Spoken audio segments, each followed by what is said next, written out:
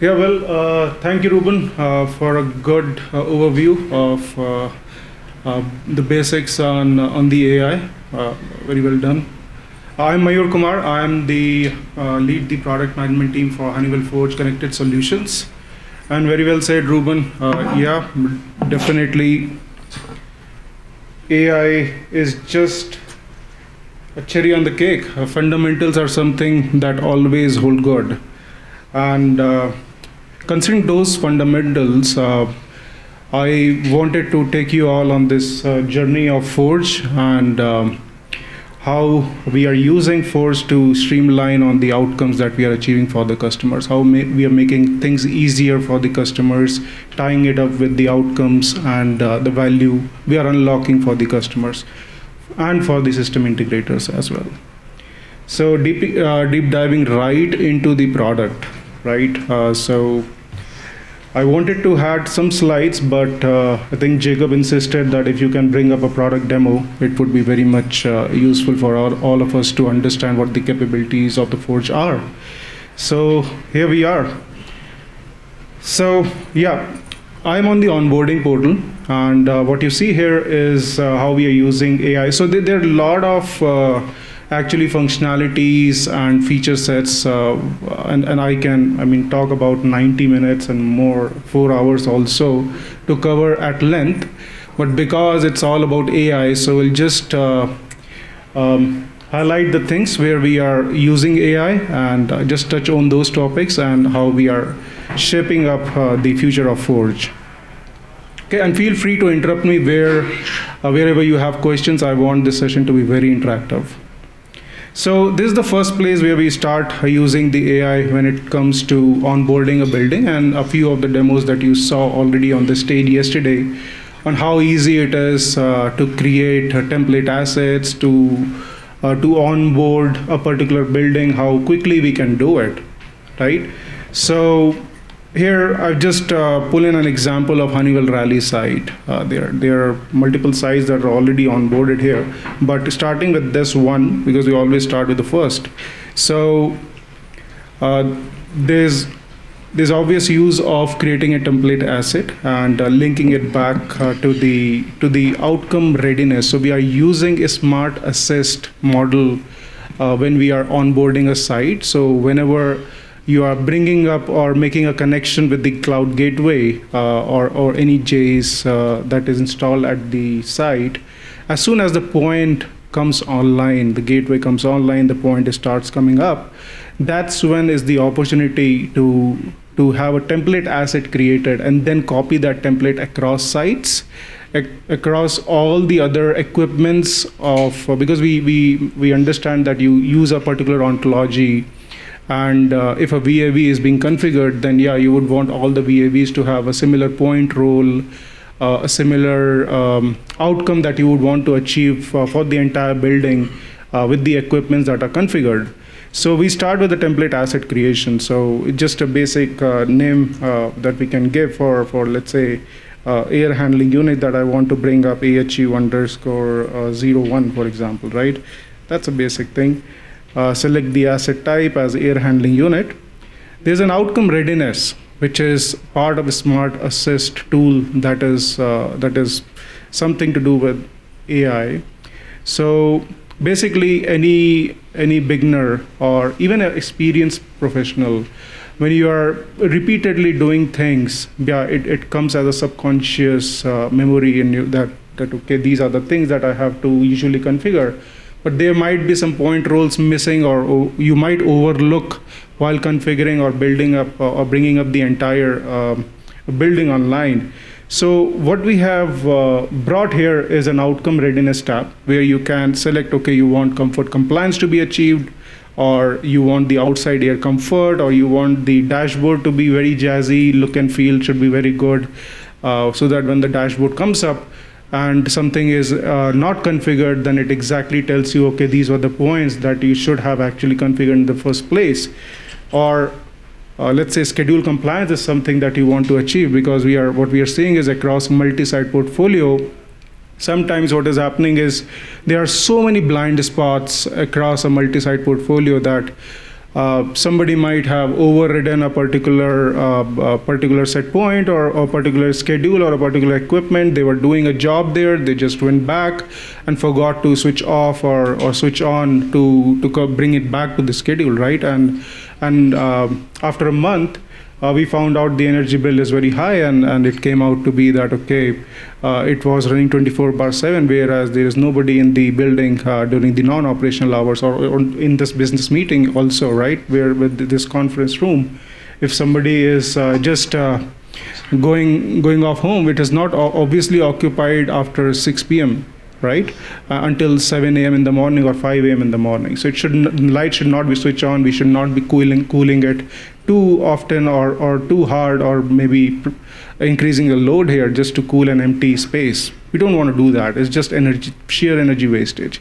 So these are the kind of things that we can easily capture as part of what the blind spots can be. And when the building size grows bigger, or when your portfolio size becomes bigger, that's when these blind spots tends to increase, and it all comes in when the utility bill increases, and that's when you want to try to scrutinize, okay, what is wrong where. So these are the kind of things you can easily handpick and solve for your customer, right? So some outcomes I have selected, for example, and then I search for a point name related to a air handling unit, let's say a zone temperature. I just configure, I want to be very quick, or just finish my activity fast, and let the modeling do all of the rest, right? So I select a temperature point, I select a minimum space temperature or outside air temperature, and all of that. I just move ahead and assign the point roles, right? So now what the tool is doing is just analyzing, and on the next page you will see is it will start throwing up errors in terms of what point roles actually you missed while configuring. So these are small things where we are using and leveraging the AI to actually come and generate some feedback loop. So it's a feedback that the AI is bringing back to you and suggesting that, okay, you forgot to configure this and this, and if your outcome was to, let's say, schedule compliance or maintain a comfort indoor air temperature and all of that, that's when it starts recommending, okay, so suggested point role, okay, you can use this. And let's say even if I again did a mistake, I temperature point, I just selected AC fan mode command, right? I just did a mistake here, and then another mistake I did, or maybe I didn't know, right? I select the outside air temperature as, and there's so many. So let's say outside air temperature, and I select the OA row point role matching, or maybe I didn't find anything. I just put it broke sensor alarm. I just messed it all up. I didn't know it, right? That's when the tool should be recommending rather than wrong configuration. That's where it starts to recommend that you have forgotten to configure these point roles for selected outcomes that you have already taken in the first place, right? So simple things. You have forgot to configure occupancy command, outside air humidity. All of these recommendations starts to come from the software. So you can just trust the system and let the engineer learn with the system, right? It's not a very heavy lift. We don't want you to just have another load of, okay, do I need to learn another software to do this configuration? Can I not use something else more simple? This is the simple thing we are talking about. Simplicity is what we are looking at as the end goal, right? The software that you're using should aid and speed up the time to market, time to deliver to your customer. So we are trying to ease out things on how you want to use the software, and just configure and deliver it back to the customer. That's one of the glimpses. But there are many other ways. I mean, once I save and apply learning, it will keep on giving recommendations until I configure it correctly, right? Let's go to the second Outlook. So I just opened few tabs earlier. I didn't trust the connectivity here, but still, let's give it some time. Okay, loading. Yeah, so that's just a dashboard view at a high level where it brings, let's say, a portfolio view on the dashboard and says, okay, these many active alarms are there all across your portfolio, and there are sensors that you connected and are at faulty condition. So you don't have to deep dive into each and every site to understand what's wrong where. It is collecting all the data and throwing up the pointers where it needs your attention as an integrator, right? So basically, rather than you analyzing and doing all the hard work, you're using software to do it, right? So it accurately tells you what is faulty where and what needs to be fixed where, right?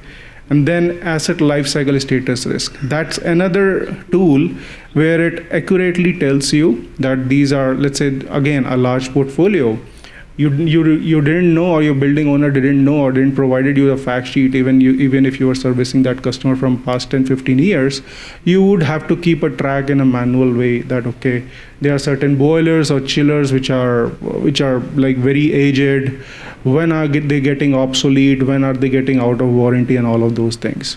So this tool captures that and throws out that information right now, that as of today, how many equipments across your entire portfolio, whether it is 10 sites, 50 sites, 100 sites, 10,000 sites, it will query the system and come back with the accurate result of these are the equipments that are obsolete already. So you should be starting to engage with your customers that, okay, now is time to upgrade. Or if not now, you can at least block some investment. So plan your capex or opex accordingly. So that it's not just, okay, it has failed, now what do I do? Does it require an emergency replacement? How much does it cost? Do I need to experience a downtime? Can that downtime be avoided? So all of these things, that's how our software can help in terms of aggregating all the data points, make that ontology very clear, and make the data talk to each other, right? And then the energy savings potential, again, tracking it back to a building type. This is a commercial building, this is a hotel, right? Now it compares it back to the Energy Star EUI rating, and then accordingly suggest, okay, these are your EUI savings. You're not using this building correctly, or maybe the energy consumption here is very high compared to an industry benchmark. And then it compares to the industry level EUI in the same climatic zone for the same building type, and then again throws out recommendations on how much savings potential is there. So the moment you connect, that's where you start to get visibility on all the blind spots that are extended across the entire portfolio. So it recommends the energy savings potential based on the EUI difference it matches. It also accurately tells you the building insight opportunity. What is the saving potential today? What are the easy things that I can engage with the customer to talk to? Let's say, let's deep dive. There is an opportunity assessment tool also in the stack, which accurately tells you how many assets across your entire portfolio, or how many sites to start with, right? It all starts with your portfolio level view, that, okay, how many sites are outside schedule compliance, how many sites are outside temperature compliance or set point compliance, how frequently people are playing around with the set points. Can I run a script in the background and bring all the set points back to the normal state? If a government mandates that there is 74 Fahrenheit that you have to maintain, then why can't I run a script that will just cascade down to entire portfolio and bring everything 6 a.m. in the morning at 74 Fahrenheit, no matter how many times people are overriding the temperature, right? Or overcooling or overheating a certain space, you can bring all of that back normally. So there are multiple avenues on which you can, and let's say this schedule compliance, it is saying, okay, there is let's say a dollar potential which is finding out now which assets were actually running out of a schedule. As of now, at the portfolio level, I was just telling that, okay, these are the sites which are, let's say, the top 20% site out of your entire portfolio, which has the highest opportunity to save energy. Now I know which site is this. What do I do next? I go into that site, and now exactly I am getting a view of which asset within that site was running extended hours. And if it is brought back to schedule, then how much can I save? And is it worth my time? That's again another thing. Is it like $10 of saving and 1 hour of effort? Or is it like $1,000 of saving and half an hour of effort? So those are the kind of things the software is telling back to you, and accordingly, I mean, it's just the usage of how you can make the software work in your favor than doing the hard work of, okay, do I need to learn again a new system, or do I need to keep a tab of everything manually, who is doing what where, and then engage with the customer. So let the software do the hard work. Again, let's deep dive into the fault detection. Yep. Will that search tool also give you recommendations for equipment that? Will it give you recommendations for equipment that maybe isn't installed, like a VFD? It needs to be connected. Needs to be connected. It won't unless say, it is unless it is connected, you will not get visibility. Okay, so it won't say, like, if you're saying I want to reduce this equipment by, my goal is energy reduction, it won't say recommend putting a drive on this pump, something like that. That is a part of Carbon Energy Manager. That's another app where, but again, it needs to be connected. So it needs to first of all track the equipment health status, for example, right? Whether you are running that efficiently or not. That's when, let's say, you have this air handling unit or a boiler or a chiller, all of these connected. And that's when the Carbon Energy Manager software, which is again another one, which is built inside this stack, that comes in and it throws up energy savings recommendations, ECMs, energy conservation measures is what we call it. So there is almost a list of 70 ECMs that are being deployed today. And those ECMs will start recommending the energy savings potential of for your entire site and the entire portfolio, which will accordingly help you prioritize, okay, these are your quick wins by applying these ECMs, right? Or maybe adjust the set flow temperature here, or put a sensor in this place. I want to manage it a bit. I want to have a bigger level of detail here. So all of those things are part of another software within this stack. That's Carbon Energy Manager. Quick question. How long of a history is needed for it to be effective? Reasonably effective? At least 6 months of data to be reasonably effective, but the easy wins can easily be captured within 15 days of data. Fair enough, thank you. Right, because that's when you will easily understand within the 15 days that how they are actually using the system. But of course, more the data will help you create a robust baseline. And the baseline that we have in the software is IPMVP option C compliant. So basically, what it means is it will normalize, weather normalize against heating degree days, cooling degree days, and based on the occupancy level also. Let's say even if you have deployed all the ECMs and then still the energy bill is going higher and higher, the customer will complain, right? I have invested so much money, but again, I'm not seeing that much hit on the utility bill. So that's where your comparison with the baseline, industry benchmark baseline comes into picture, where you can prove to the customer that either the utility bill increased or your occupancy level increased, right? It's not the same as COVID days where nobody is in the building and you can just widen the set flow set points, right? So you have to, the air handling unit was in complete pressure where it has to manage the occupancy, because the occupancy load increased, so it has to manage the temperature and increase the airflow. So that's where increase the business load or the building load, and that's how when you normalize it data with the months and the climate where it is in, and the heating degree days and cooling degrees, that's when you will be able to accurately pull the data points and converse with the customer that this is what changed and this is how much I saved for you, and to prove the ROI for this for the entire service that you are providing to the customer, right? Another tool here is the fault detection, which we again use the AI on. I have a few more topics. Just a quick thing.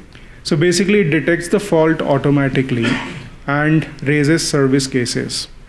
But again, there's a value impact summary that the AI helps us to create. So this value impact summary will exactly tell you not only how much you are saving for the customer, right? By acting on a service case at the right time, it will tell you how much you are losing also by not acting on a particular fault in time, right? So let me go to the Honeywell Atlanta. That will have a proper view. Yeah. So basically, it is what it is doing in the here is prioritizing all the service cases right here for you. Service cases with the highest identified value. How much you have lost, how much you have realized, how much is identified, how much is lost in terms of not acting in time. And if you were to act it in time, then how much you can save as a potential savings for the customer. And then it will prioritize the service case in terms of dollar amounts. Let's say there's a service case coming up here, right?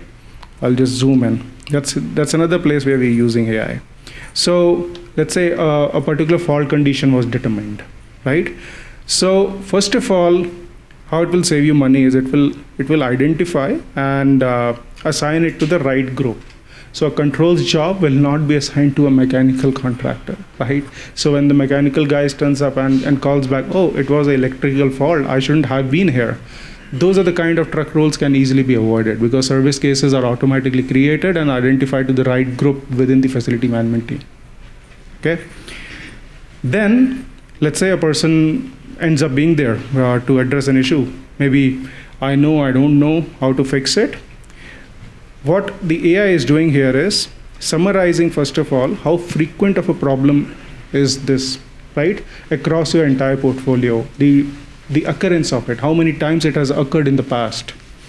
Is there an opportunity to do something which will help you cascade the impact portfolio wide, or is it a one-off problem, right? So all those things are summarized here, and also it comes with the recommendations. Now obviously there is a filter dirty condition, so obvious thing is change the filter, right?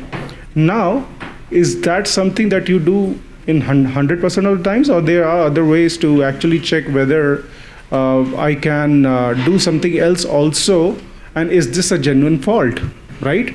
So some requires manual intervention, some requires AI to act intelligently behind the scenes and at least do those actions, right? So today, this is the manual step. Now, the 3 stages that I was talking about yesterday is manual, semi-autonomous, and autonomous. So we are in manual today, right? Where the AI is just recommending what needs to be done.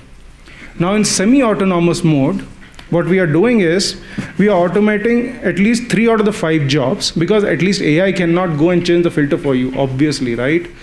What you would expect the AI to do is at least do all the background checks and only tell me that you have done all of these things, you have failed, now it's my time to do it. Or you have done it and it fixed it, so fine, very good. So that builds up the trust in the AI acting behind the scenes, right? Once that automation comes in, that's when we bring in the 3 stages of either semi-autonomous, autonomous, or in the manual mode. So before I get into this, let's see here.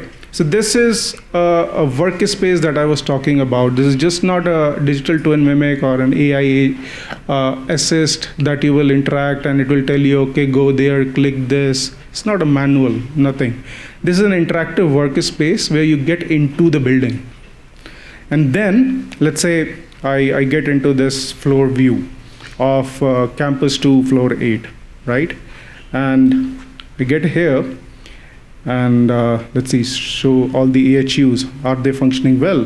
What are the conditioning here, right?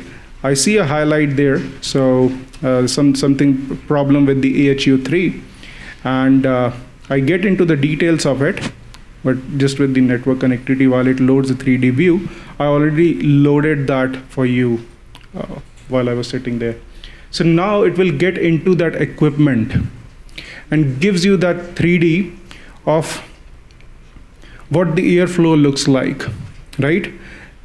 And once it comes here on the other side, yeah, so you can switch on and off the fan from here. You can see whether any functional test that you are doing, will it impact in some state or no, right? It's like just behind, just turn full 180 degrees. And let me close the other tabs. Yeah. So it will also show you the airflow, right? If it's more hot air coming in and less cool air going out, or more cool coming in, less hot going out, all of that thing will be circulated here. And yeah, okay. So that's a look we are trying to bring in. And then the next step, where it will show you that at a building level, I see issues only the top 2 floors. I'm monitoring everything here. And then let's bring in the, this is the last piece. I know I'm over time. So then I will select the outcomes. Say comfort and energy balance, is that something that matters to the customer, or are they interested in off-peak energy savings, or is this occupancy-based optimization? You can select any outcome here. And that's when the agent behind the scenes start analyzing the entire situation of the building. And then, so it is trying to find out the occupancy pattern. It identifies that throughout the week, I've analyzed the entire past 4 weeks or 5 weeks or 6 weeks of data. And what I've analyzed is, so it says it analyzed 9 weeks of Friday operations, and sees that 52% below baseline especially for the Fridays because of the low occupancy. There's frequent override events there. So the recommended actions that need your approval, right? That's where semi-autonomous mode comes in. So that's where it requires your approval that, okay, can I increase the cooling set point by 1.5 degrees Celsius? Yes. What will it happen? So it will reduce the supply airflow. And if I do that, how much will I save? That's what I want to look at.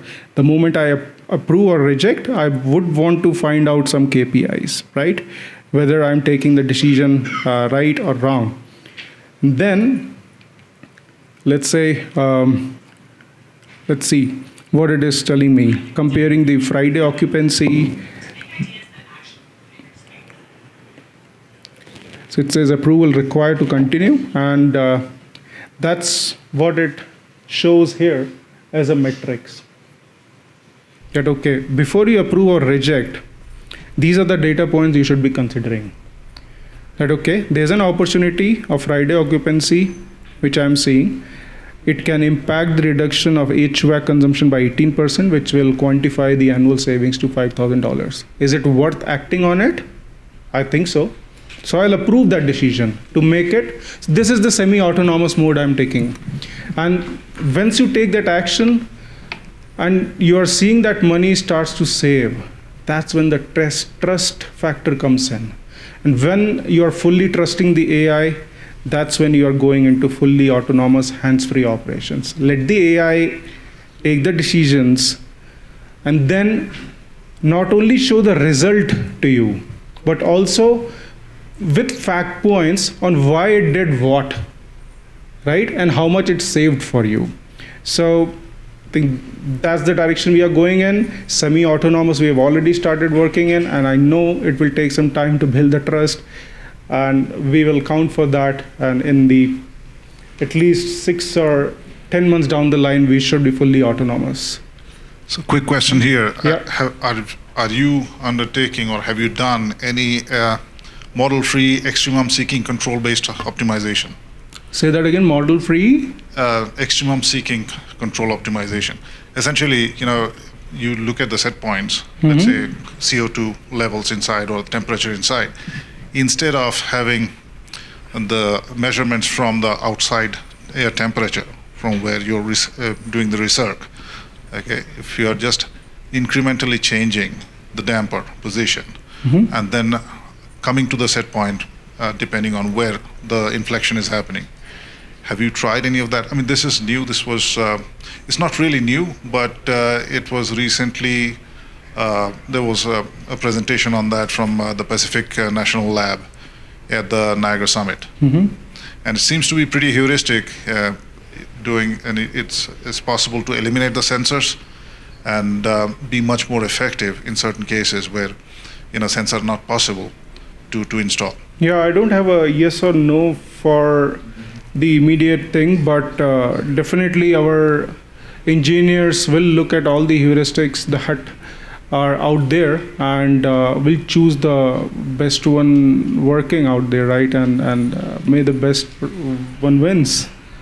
And but yeah, there will be multiple LLMs that we are bringing in here, and the recommendations that the engine in the semi-autonomous will throw up is it will analyze 3 or 4 situations, like let's say the heuristic that you are saying, or the of 3 or 4 alternatives, and come up with a specified view of, okay, if I do this, then what? And until that then what thing is quantified and it makes a difference for you, then only you can approve it and go in that direction, right? So you choose that that it did 4 things, or it analyzed 4 things, and these are the results, and I choose the best result out of it. Because situation and how you are running a building will be entirely different, and how I am driving a car, how somebody else is driving a car, the same model and make, purchased on the same day, it can be completely different, right? Sure. Just wear and tear. Thank you. Yeah. I think I already exceeded my time by multiple minutes. So yeah, see the rule 1, rule 2, that's what I was talking about right here. So it will actually, it will suggest which rule it should be bringing in, and okay. Yeah, that's where I am, right? Okay. Yeah. Okay. Yes, that was great. Thank you. Thank you, Jacob. If you can't tell, all of us that love this stuff could talk about it for 19 hours straight. So it's really hard, but they're doing great. Final, they'll take us up probably to the top of the hour for lunch. Lunch starts at 12, I believe. The doors to the room next door, the ballroom, will be open at 12. So if we get out of here any early, you just have to wait a few minutes for that to open up. But last but not least, I have Eddie DeMai with Code Labs. He's going to show us what they've been working on.